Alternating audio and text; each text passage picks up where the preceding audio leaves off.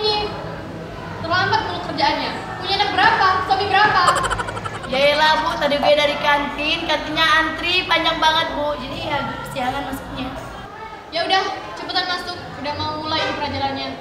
Terima kasih ya Bu.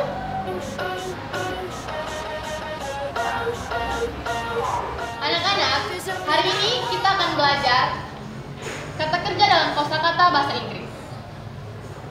Contohnya,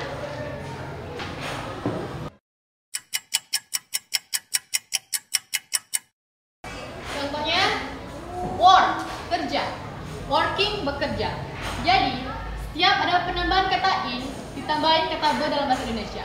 Apa kalian paham? Paham. Coba Fania, kamu beri satu contoh seperti ini. Saya. Iya, kamu. Contohnya kalau si nyanyi, kalau singing bernyanyi. Pinter. Coba Rizka. Hah, saya Bu.